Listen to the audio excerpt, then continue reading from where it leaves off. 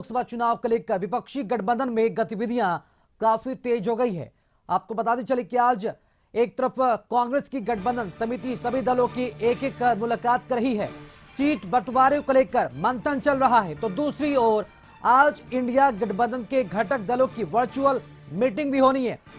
इस बैठक में गठबंधन को मजबूत करने, सीट बंटवारे पर रणनीति और गठबंधन का संयोजक बनाने पर चर्चा हो सकती है। इस वर्चुअल मीटिंग में 14 विपक्षी दलों के नेताओं के साथ आने की बात कही जा रही है। बताया जा रहा है कि इस बैठक में मल्लिकार्जुन खड़गे, बिहार से सीएम नीतीश कुमार, आरजेडी से लालू प्रसाद यादव और तेजस्वी यादव समेत इंडिया अलायंस के दूसरे घटक दलों के नेता भी मौजूद रहेंगे। हालांकि बैठक से पहले ही तृणमूल कांग्रेस ने गठबंधन को झटका दिया है। तृणमूल प्रमुख और पश्चिम बंगाल की मुख्यमंत्री ममता बनर्जी इस बैठक में शामिल नहीं होंगी।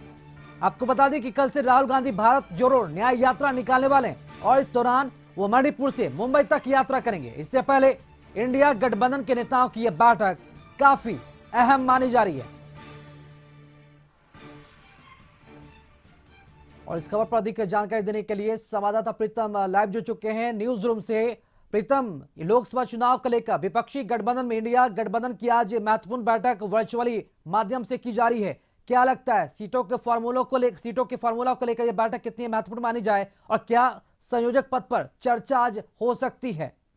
देखिए, आज जो वर्चुअल बैठक हो रही है इंडिया गठबंधन की, इसमें इंडिया गठबंधन में शामिल जो 28 पार्टी की जो नेता हैं और खासकर जो बड़ी पार्टियों के नेता हैं, उनको कुछ ना कुछ ठोस निर्णय लेना होगा। क्योंकि जिस तरह से भाजपा ने लगातार जो चुनाव जो तैयारियां हैं उसको धार दिया है, उसको देखते हुए अब इंडिया गठबंधन के सामने सबसे बड़ी चुनौती है।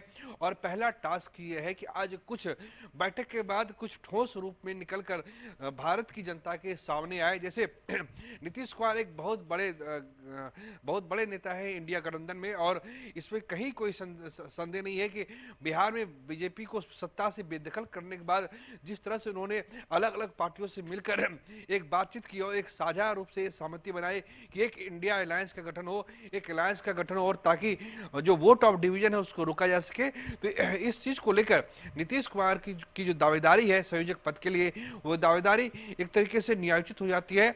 हालांकि जो नीतीश कुमार की जो पार्टी है वो कह रही है कि हमने संयोजक का पद अब नहीं चाहिए, लेकिन इन सब के बीच जो संयोजक का पद होता है वो काफी महत्वपूर्ण होता है। आपको याद होगा कि जब अटल जी की सरकार 98 से 2004 तक थी, तो उस वक्त जॉर्ज फर्नांडिस या शरद यादव संयोजक हुआ करते थे, जो तमाम दलों के बीच समन्वय बनाकर रखते थे।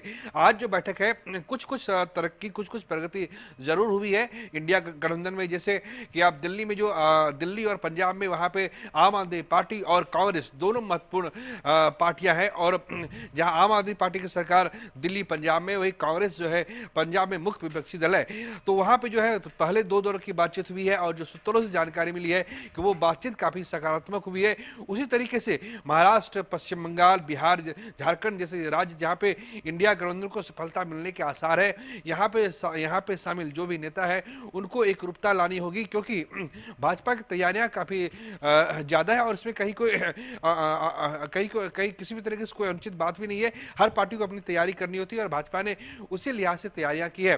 लेकिन अब जो इंडिया गठबंधन है उसके सामने सबसे बड़ी चुनौती यह है कि जो भाजपा को 22 करोड़ वोट मिले थे 2019 के चुनाव में, उसके बाद जो बाकी जो डिवीजन ऑफ वोट हुआ था, उस डिवीजन ऑफ वोट को कैसे रोका जा सके, तो उसको तभी रोका जा सकता है जब इंडिया गठबंधन के नेता, इंडिया के नेता एक साथ मिलजुल कर चुनाव लड़े। और आज का दिन काफी महत्वपूर्ण है। अगर आज की बैठक में जो जानकारी आ रही है कि उसके मुताबिक नीतीश कुमार शामिल होंगे, अगर नीतीश कुमार शामिल नहीं होते हैं तो ये माना जाएगा, तो इसका संकेत ये होगा कि इंडिया गठबंधन में सब कुछ ठीक नहीं है और दिशाएं जो है वो भटकी है और नेता अलग अलग रास्ता नाप रहे हैं। जी राकेश, अपना सवाल कीजिए। देखा गया कि इसके पहले भी कई बैठकें हो चुकी है इंडिया गठबंधन में, लेकिन जो नतीजा है वो नतीजा नहीं निकल पाया। ना तो सीट शेयरिंग पर कोई बात बन पाई और नहीं कोई कोऑर्डिनेशन बन पा रहा है। क्योंकि आज अहम बैठक है, वही वर्चुअली, और ऐसे में ममता बनर्जी जो तृणमूल कांग्रेस की प्रमुख है, मुख्यमंत्री हैं पश्चिम बंगाल के, उन्होंने इस बैठक से भी किनारा कर लिया है। तो क्या लगता है अगर आज का बैठक भी जो नतीजा सामने नहीं आया, तो क्या लगता है कि इंडिया गठबंधन को नुकसान उठाना पड़ सकता है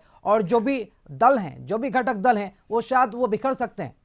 देखिए, पश्चिम बंगाल में लोकसभा की 42 सीटें हैं और ममता बनर्जी ने 2021 में संपन्न हुए विधानसभा चुनाव में ममता बनर्जी की पार्टी तृणमूल कांग्रेस ने 212 सीटें जीती थी।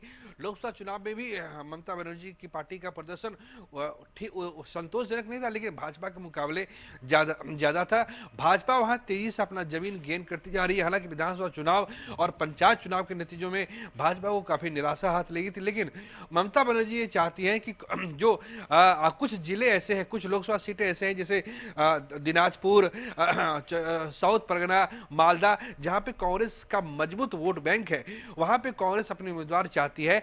और सीपीएम जो है, जो जंगल महल का जो इलाका है, वहां पे उम्मीदवार चाहती है। लेफ्ट पार्टियां, वहां लेफ्ट में कई पार्टियां हैं, सीपीआई है, सीपीएम है, फॉरवर्ड ब्लॉक है, रिवॉल्यूशनरी सोशलिस्ट पार्टी है। 4 पार्टियों को मिलकर वहां पे एक अलायंस तैयार होता है।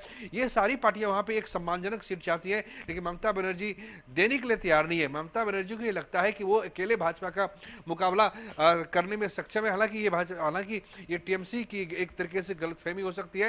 हालांकि कांग्रेस की तरफ से ये पूरी कोशिश होगी कि ममता बनर्जी को अपने होल्ड में रखें, ताकि पश्चिम बंगाल में वोटों का डिवीजन नहीं हो। और अगर पश्चिम बंगाल में मतों का बंटवारा नहीं होता है तो भाजपा को 10 सीटें भी मिलनी मुश्किल हो जाएगी। अभी उसकी 18 सीटें हैं, वहां पे भाजपा दहाई के अंक में भी नहीं पहुंच पाएगी। लिहाजा जरूरी है कि इंडिया अलायंस के जो भी नेता है वो एक तरीके से एक बेंच पे आए और कुछ ना कुछ ठोस निकल कर आए।